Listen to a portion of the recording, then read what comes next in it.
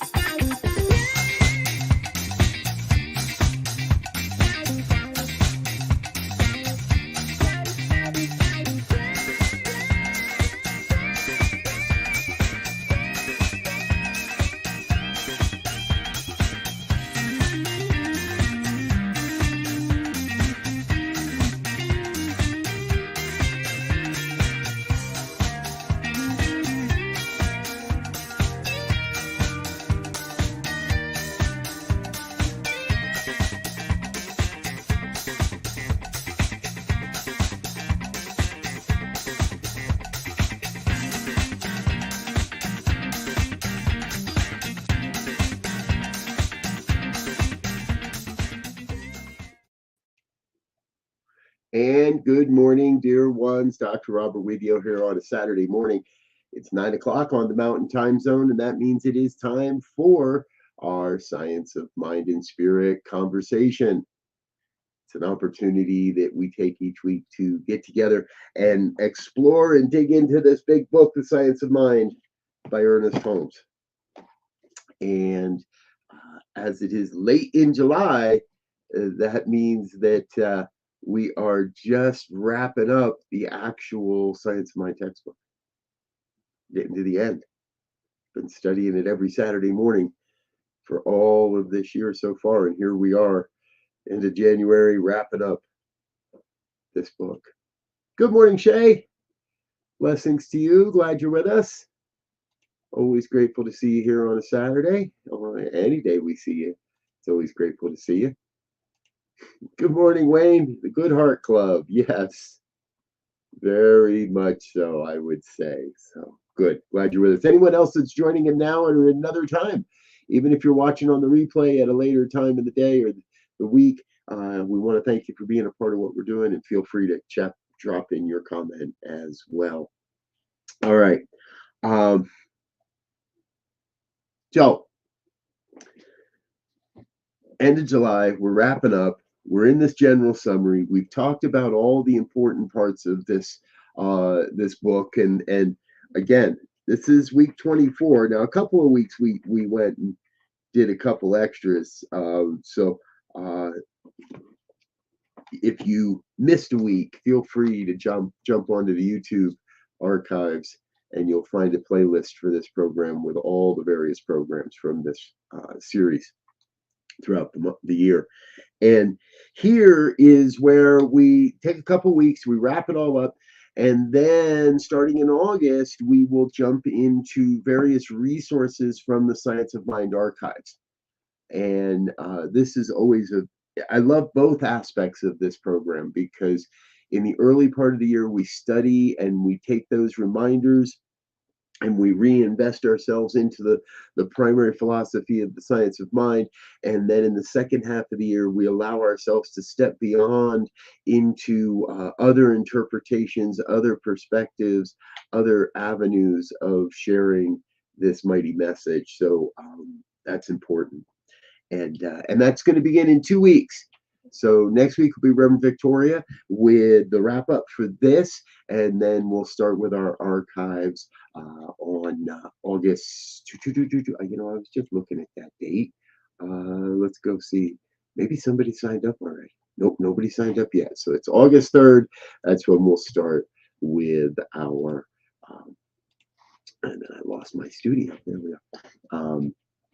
That's when we'll start with the archives information. So, all right, let's dig into this, because this is a huge chapter, and we're not going to do it all this week. We're not going to do all of the 30 pages plus in this chapter in just today. However, I want to get into as deep as we can to give us this sense of it really is Holmes's opportunity to summarize everything that's come in the 389 pages prior to this.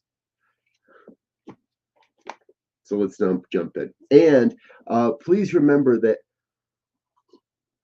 while Holmes used the language of his day, as far as pronouns, I do my best to change those to non-gender specific pronouns. And sometimes I flub a little to get doing it, but I'm doing my best. And I encourage you to begin reading The Science of Mind from that place as well, where we are using non-gender specific pronouns, or attempting to at least. So the mind of human is some part of the mind of God. Now, remember, anytime we're reading Holmes and he is using capital letters in a word like mind, he is referring to the divine, the ultimate, the absolute, the highest version, the divine expression, rather than a small letter M, mind, which would be the human version or the human experience of it. So here, the ultimate, the mind of human, in some part is the mind of God. Therefore, it contains within itself unlimited possibilities of expansion and self-expression. We are limitless beings. The conscious mind of human is self-knowing, self-assertive. It has volition, will, choice, and may accept or reject.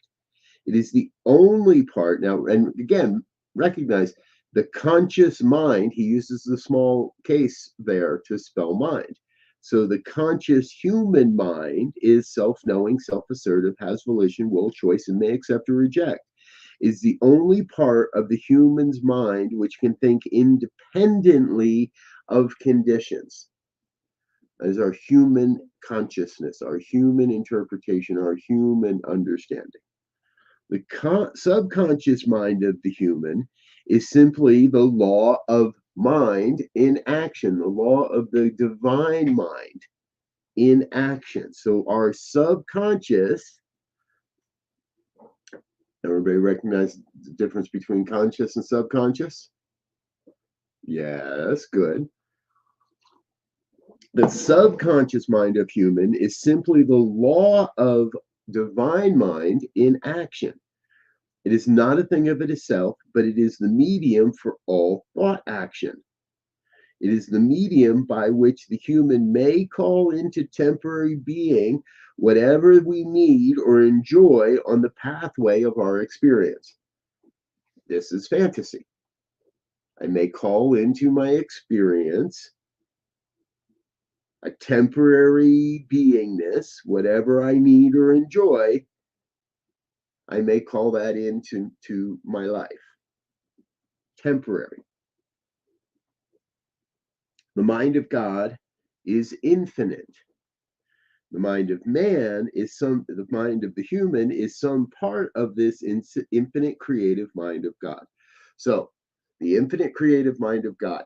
If there is one way I can describe the all of all, the oneness, it is that creative process and the creative force and the creative power. It is the creative mind of God.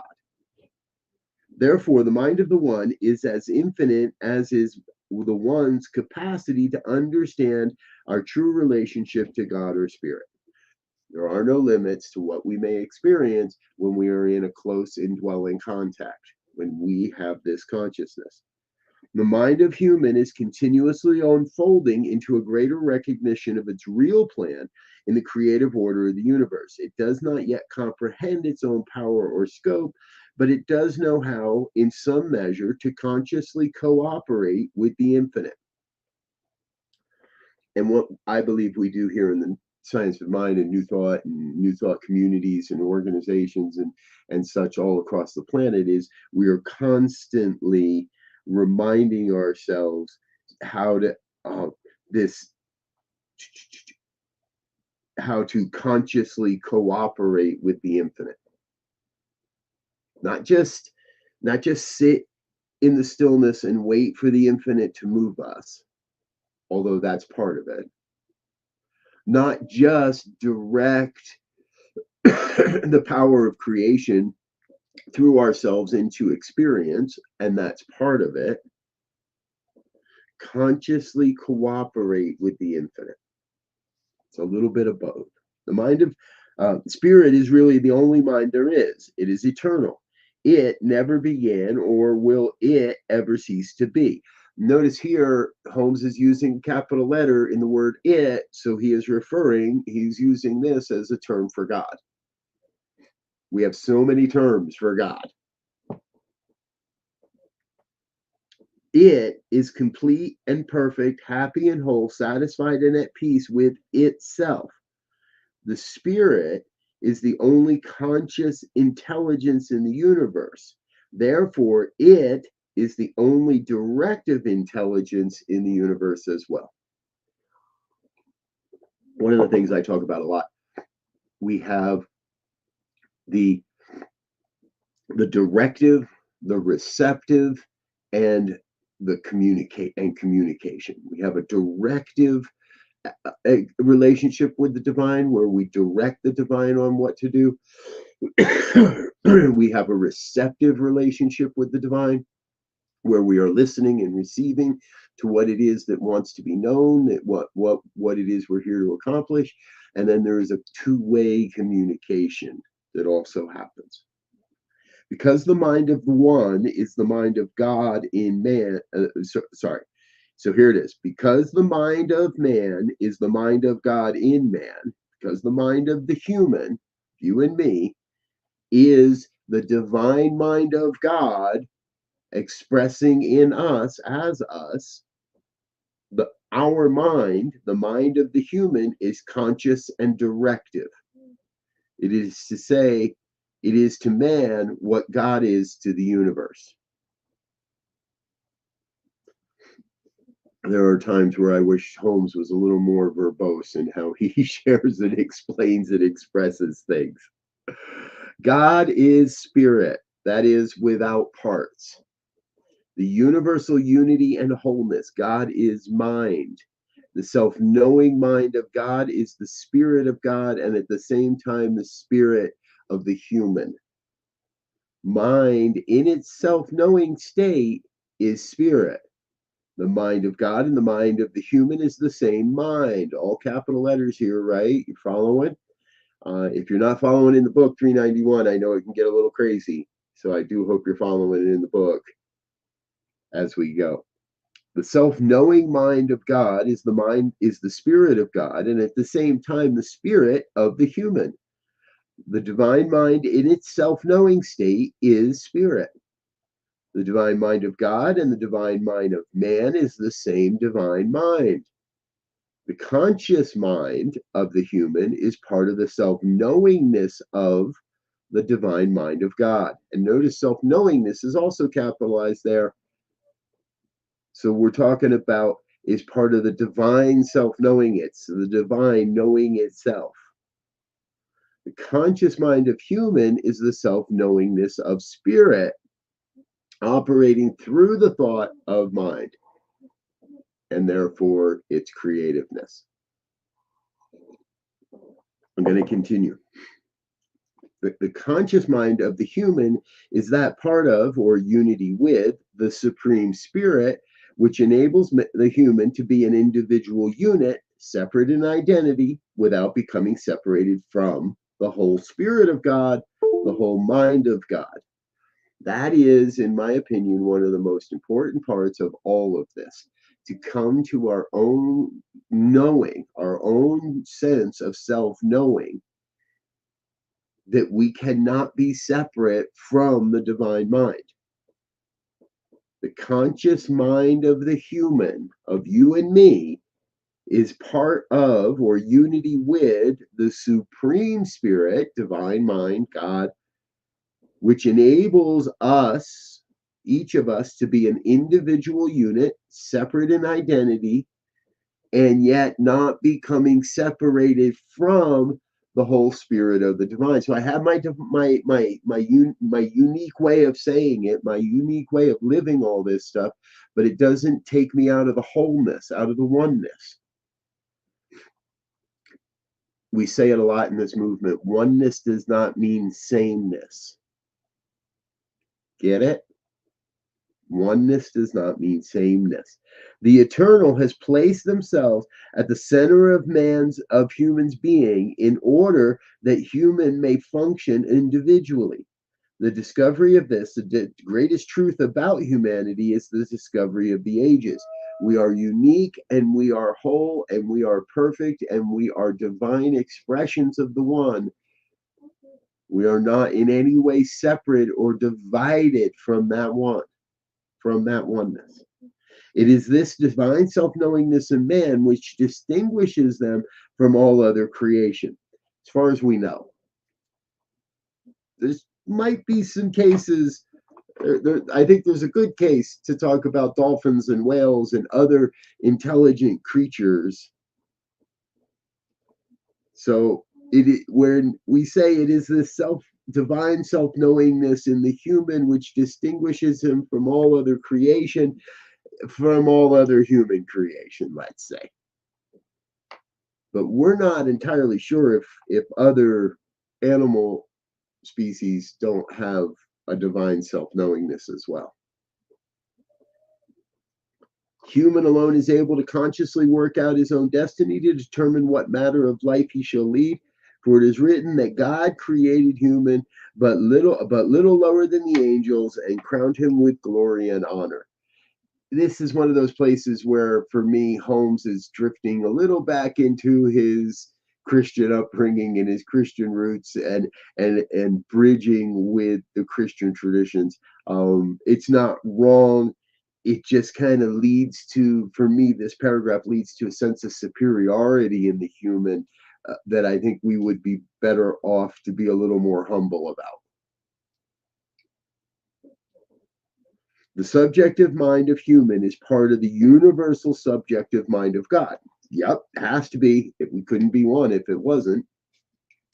And it is this place where every human individualizes themselves on the subjective side of life. It is our use of the law of cause and effect. It is our use of the law of karma. It is the law of the whole, now individualized as a law of the apparent part. It may produce either freedom or bondage according to the way that it is used. It may, this process we are moving for, and I love how it's subtle in here, but this may lead to freedom or bondage based on our choice of how we use it. Are we using the power to build something new, to grow, to do good in the world? That leads to freedom. Are we using the power to make my way the right way, to allow my ego to run rampant, to do whatever it takes to get what I think I need? That sounds like bondage to me. It may produce either freedom or bondage according to the way that it is used. Humans' use of the universal law makes it appear as though our subjective mind were an entity unto itself. However, it never is. It is not separate from the universal, but is, in a certain sense, the property of the individual of the universal. God and man and human are one, but God is greater than human. The whole is greater than its parts. We are, and I want to add that you are an absolutely vital part to this thing called God, to the one. Who you are, how you show up, what you do in the world matters. It makes a difference. It's vital. Your contribution to human experience, to the human consciousness, which is absolutely part of the divine consciousness, which needs an outlet. You are that outlet, and you are vital to the evolution of humanity. Continuing, still on page 392, paragraph 2. The universal subjectivity is mind in an abstract and formless state. The universal subjectivity is mind. It is mind in an abstract and formless state. That is, it is a potential energy and a latent power, which means that it is unformed but always ready to take form. Universal subjectivity is formless and yet ready to take form at a moment's notice. Put me in, coach, I'm ready. It is ready to become molded into any or all forms. It is an unexpressed power, substance, and creativeness. It is unexpressed mind with a capital M. It waits to be called into form or expression. It exists in its original state, invisible but potential with all possible form. A creative universal energy waiting to be used, to be operated upon. Willing but having no volition of its own. Ready but having no initiative. Formless but ready to take form. When I first came into the science of mind, we would talk, when talking about this principle, this part of the philosophy, we would often talk about plastic. Plastic is formless. It is ready to be molded. It is in a state of potentiality, and there's energy there, and there's strength there, and there's power there, and there's all the various conditions that may be necessary are the potential in the unformed plastic or the unmolded plastic, but it is still the nothingness, the formless. In today's world, I look at 3D printers and I see very much the same. We have a filament, which we're going to call the unformed substance. There is substance, but it is yet to be formed. And we have this mechanism, a 3D printer, the hardware, the motors that move the nozzle and direct where the unformed substance is going to be, and direct the size of the unformed substance, and direct the fluidity, if you will, of the unformed substance. And then we have the computer that tells it all what to do. Now, the computer would be the top third of our teaching symbol. It is that everything. And it directs through the form or the machinery. Now, if there's a problem with the machinery, then it doesn't matter how good our image on the computer is. If there's a problem with the filters, with the machinery, we end up with a misformed product, and our formless substance is now formed into something we didn't want. So the machinery is a way we believe. When we take that absolute image, that beautiful image that resides on the computer, and want to turn it into a 3D printed project, if the computer always has the perfect diagram, the perfect image. If we lose a sense of that in our beliefs, in the machinery, if we forget, oh, I got to turn that nozzle to this much, or I got to turn the heat up to this. If we neglect our beliefs, if we neglect our machinery, well, we don't get what we wanted. Get something else. Might be close, but it won't be exactly what we wanted.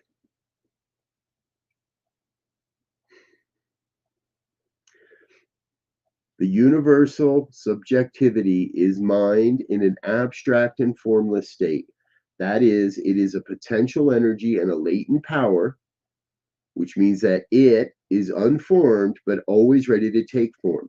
It is mind in substance in an unformed or uncreated state of being. It is ready to become molded into any or all forms. It is unexpressed power, substance, and creativeness. It is an unexpressed mind. It waits to be called into form or expression. It exists in its original state, invisible but potential with all possible form, a creative, universal energy waiting to be used, to be operated upon, willing but having no volition of its own, ready but having no initiative, formless but ready to take form. Mind, in its subjective state, is universal. Mind, in its subjective state, cannot act until it is set in motion by mind in a conscious state. That's us. We have to go up and push the button on the computer and say, go. Because the mind that is the computer in its subjective state is universal, but it cannot act until it is set in motion. We set that in motion. Therefore, universal subjective mind is a doer and not a self-conscious knower. It knows how to do it, but it does not have any conscious knowledge that it is doing. We call it forth into expression. We've got to walk up and hit the button on the computer that says go, start, enter, whatever it is. We have to go forward and say, I am moving in this direction. I am creating this experience. I am calling into my life this. We have to move forward with that sense that we are directing at that moment. In universal mind is contained the essence of everything that ever was or is or shall be. The seen and the unseen are in it and governed by it. Universal mind, right? In universal mind, there is everything that ever has been, will be, or shall be, or is right now. The seen and the unseen are in it and governed by it. It is the sole and only creative agency in the universe, and all other apparent creative agencies are it, capital and italicized, are it working in different ways. Creative agency in the universe and all other creative agencies, all other apparent creative agencies are working, are the divine, are God, are the oneness working in different ways. Things exist in the universal mind as ideas. Ideas take form and becomes things in the concrete of the visible world. Thought calls things forms from the universal into expression. Thought calls things forth from the universal into expression. So what are we thinking? Are we thinking life isn't fair? Are we thinking that we are an avenue of creative genius in the world? Are we thinking that we're prosperous, or are we thinking that we're poor? Are we thinking that we need more, or are we thinking that we have enough? Are we thinking that we are enough or not? Thought calls things forth from the universal into expression. The correct understanding that mind in its unformed state can be called forth individual use is the key to all proper mental and spiritual work from a practical viewpoint. Get it? If you can't believe that you can create form, experience, you're not going to. Sorry. But if you have the belief, if you have a faith, if you have the belief,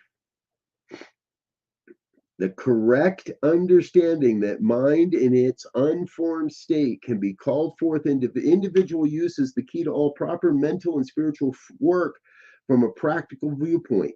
To know that we are surrounded by such a creativeness is not enough. We must use this knowledge for definite purposes if we expect to make conscious use of the law for personal self-expression. We must. You can't just know this stuff. you have to take action. We must use this knowledge for definite purposes.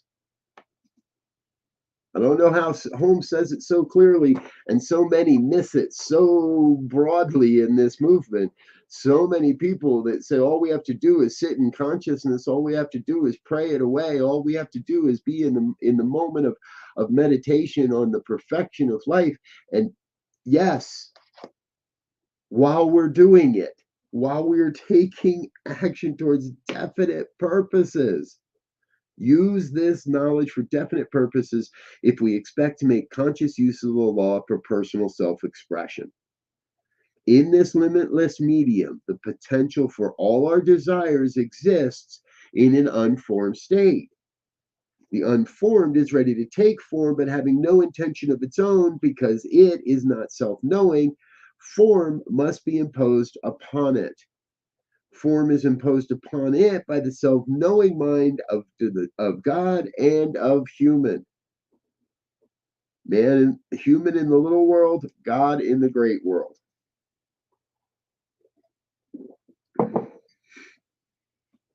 There's a sense to me, I get adamant, I feel adamant when I read Holmes. Because, and I'm not going to continue to read every word of this, or I won't even make it halfway. Because every word has that sense of creation for me in it. It feels that in every word, in every sentence, in every moment, we are creating the mental atmosphere, the reminders, the environment, the knowledge, the wisdom within to be able to live this stuff.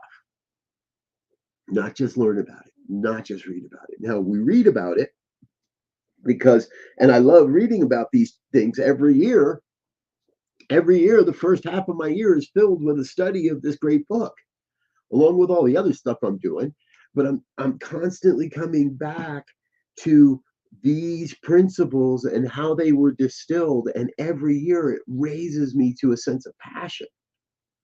And I trust you can get some of that too. Still on 393. The invisible essence of mind is substance. That is an unformed stuff, an energy. It is energy plus intelligence. Intelligence is conscious energy working upon unformed substance in accord with the law. When the human makes a demand upon themselves or upon the universe, which flows through the self, they are making a demand upon original mind and original energy. Thus, this demand causes original mind and energy to produce certain specific things for them. Thus, in a new creation produced by the same creative force or energy that produces all things, the mind that man uses, that human uses to conceive new ideas, is the original mind of God. There are not two minds but one. The universal and the individual are one in essence. Any apparent difference is in degree only. No form is permanent. All forms return to the formless. The formless is eternal. All form is temporary. There is an eternal play of life upon itself. This is necessary in order that mind may be expressed. Man is the expression of a human is the expression of original mind, and human can call temporary forms into being if we will it to. Indeed, we cannot stop doing this, and thereby hangs the tale of good and evil. We cannot stop creating. There is no way for us to stop creating until this vessel is no longer necessary. And as we talked about last week in the chapter on immortality, our creative process continues, just in a different form. It seems so simple when you dive into this over time. Through our own individualized subjective mind, we contact the law of the universe and make use of the mind of God. Our conscious mind is limited, but the subjective part of us, being universal, is without limit. We can dream and imagine and create ideas we never knew. But the subjective part of us, being universal, is without limit. This limitless medium we may use for whatever purpose we will. If we use it for destructive purposes, we shall bring destruction upon ourselves. The universe is foolproof, but there is no liability in using any creative power if we use it constructively.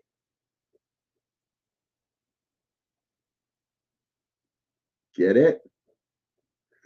You can do harm believing it's all horrible, rotten, no good, nasty, it's a bad day. And you can do no harm. There is no liability in using any creative power if we use it constructively. And this is, in many ways, there's a theory in business today, right? The fail forward, fail often kind of concept, that failure is not failure when it propels us forward. It's only failure if we allow it to hold ourselves back and not continue the process. The universe is foolproof. There is no liability in using any creative power if we are using it constructively. So, Ronald, your question, when we write down our goals and dreams, are we creating? Yes, absolutely. You are creating, and by writing those down, you are creating the belief system, the belief environment by which the subjective universal is compelled to provide a form. The dreams and the goals are what are in the computer. And when you write them down, that is the technology, the mechanics, the 3D printer that takes those ideas and just says, yes, I will do what the computer tells me. And after some time, we end up with our form. We can tap the reservoirs of the universal mind through the use of our own thought. We can use this power for the healing of the physical body or for the changing and the control of conditions around us. The reason being that both body and affairs are fluent. They are mind held in form. Human's mind is the mind of God, functioning at the level of the human's understanding of their place in the universe. Right? If you don't understand this, if you don't dive into this, if you don't believe this, it doesn't mean the law stops working. It just means that you're not aware that it's working. And oftentimes people then take credit for the working. We call that ego. Human's mind is the mind of God, functioning at the level of humans' understanding of their place in the universe. Human contacts and the mind of the God at the center of our own being. It is useless to seek elsewhere. The highest God and the innermost God is one God. Through the medium of mind, human identifies with the universe and contacts a power that can do anything for us that I am able to conceive of it doing. Of course, this power will never deny its own nature. So we can't make the power destroy itself.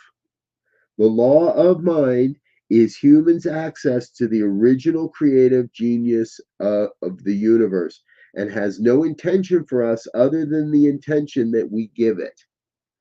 The will of spirit is already imposed upon God, to do all those things which we'll call the automatic process of nature, whether in our physical bodies or in our physical body of the universe. The spirit has already ordained that nature shall be perfect.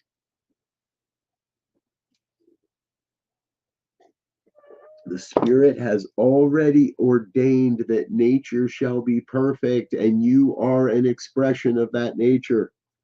It would be impossible for Spirit to ordain anything else, since in order for to be at all, it must be perfect in its nature. God must be perfect in its nature. God is will and representation. A perfect cause must produce a perfect effect. The normal functions of life are harmonious, but we interfere with these in our ignorance and thus bring discord into temporary being. In the life process of automatic functioning, both in our bodies and throughout the universe as a whole, the laws of being are set and immutable. while in the use that we make of the law of cause and effect in our individual experience, we are responsible. We are given, or by the necessity of our nature, have the power and the necessity of using the law as though it existed solely for us.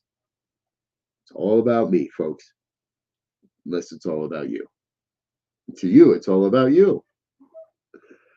We are given, or by the necessity of our nature, have the power and the necessity of using the law as though it existed solely for us.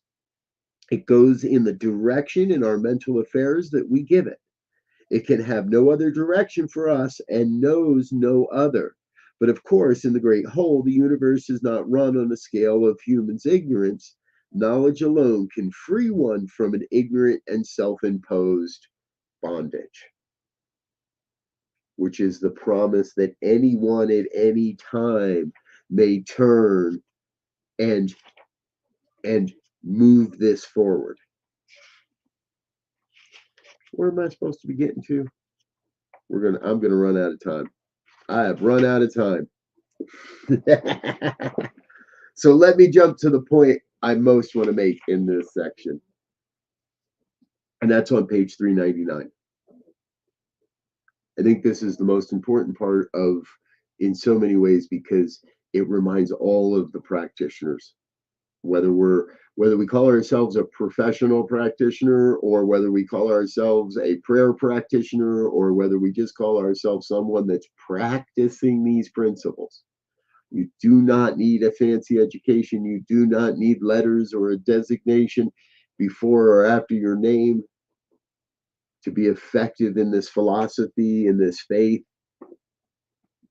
And throughout this 30 some odd pages, Holmes spells it out in various ways. And on 399, in the middle of the page, third paragraph, we should be careful to distinguish daydreaming and wistful wishing from really dynamic and creative treatment. And by that, he means spiritual mind treatment, which is the affirmative form of prayer that is common in the New Thought philosophy. We should be careful to distinguish daydreaming and wistful thinking from really dynamic and creative treatment. When we treat, we do not wish, we know. We do not dream, we state. We do not hope, we accept. We do not pray, we announce. Ooh, maybe we should call ourselves announcement partners. We do not pray, we announce. We do not expect something is going to happen. We believe that it has already happened. That is the key. We have to be in that place of believing it has already happened. The money we seek, the relationship we desire, the job we want, the whatever, peace on earth, goodwill towards all, freedom, healthy body, healthy relationships, mind, body, spirit, mental, emotional, physical, spiritual awareness, all the various aspects of who we are in life. We have to believe that it has already happened. We should think clearly and allow the image of our thoughts to sink into a subjective state. We do not crowd them down. We let them sink into this inner receptivity with power and with conviction. Our individual subjective mind is our place in the universal creative law and immediately connects us with this limitless power and energy.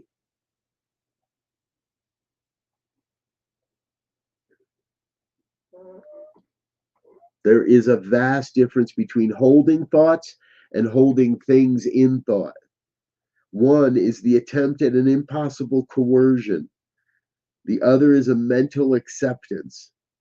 To hold thoughts as though we were forcing issues does no good and utilizes but a fraction of the creative power at our disposal. To hold in thought as though we are letting something happen, is to use the greater power, the greatest power of all. Conscious thought is the starting point of every new creation. Trained thought is far more powerful than untrained, since the admission that thought is power gives it added power. This is one of the great secrets of mental science. Conscious thought is the starting point. The subject of law knows only to obey. It can do nothing else. It has no will of its own. We impress upon our will upon it. We do not will as though we were using an arbitrary force. We impress it, the divine. We should be careful to differentiate between these two attitudes of mind. We're not holding thoughts. We're not sending thoughts and prayers.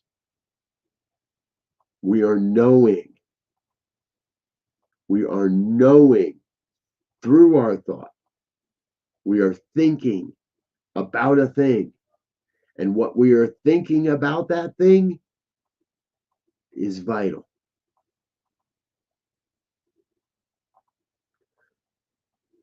You know, we normally don't promote other programs or other things in this show, and there's something happening that I think is super important, and that we really need to work together in order to share,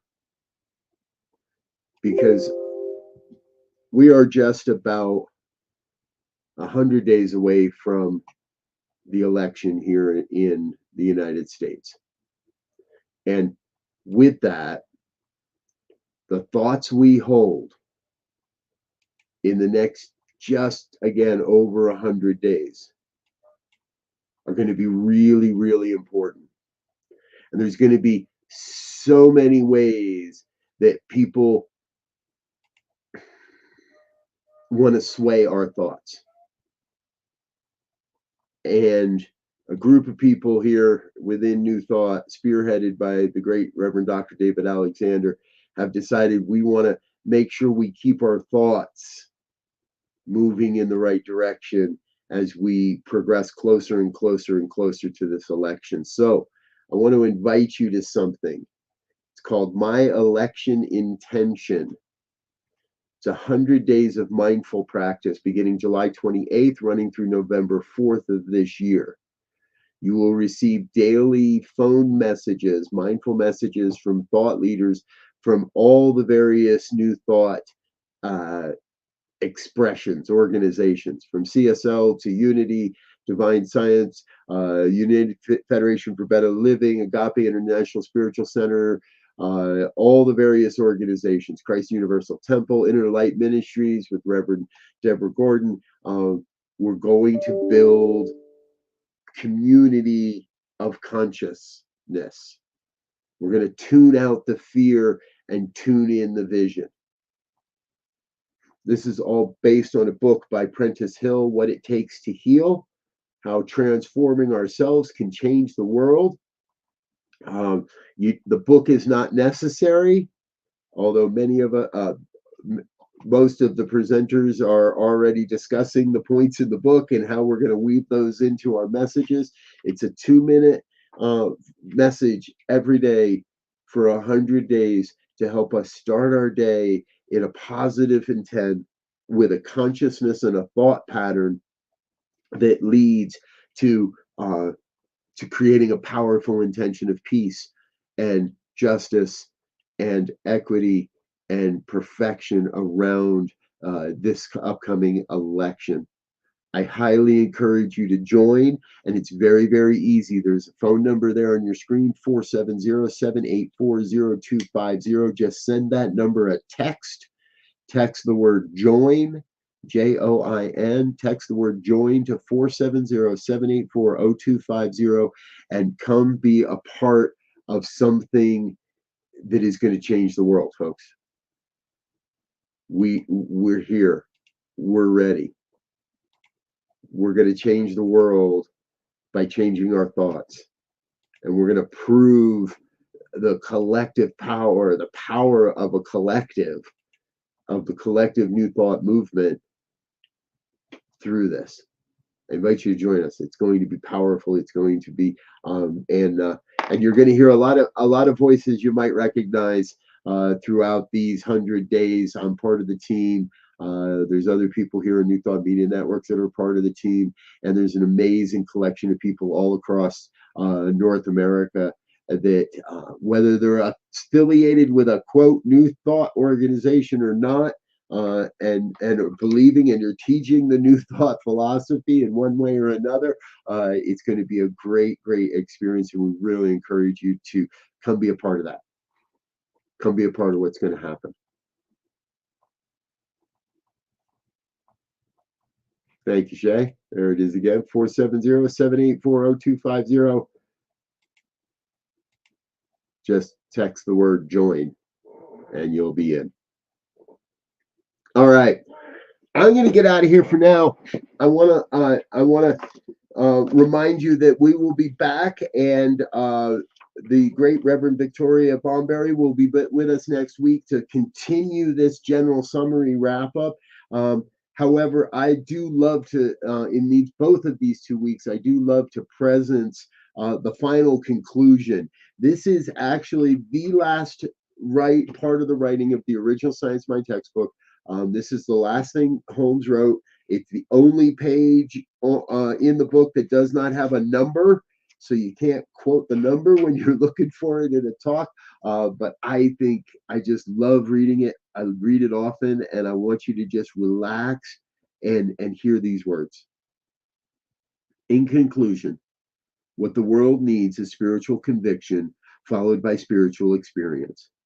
I would rather see a student of this science prove its principles than to have them repeat all the words of wisdom that have ever been uttered.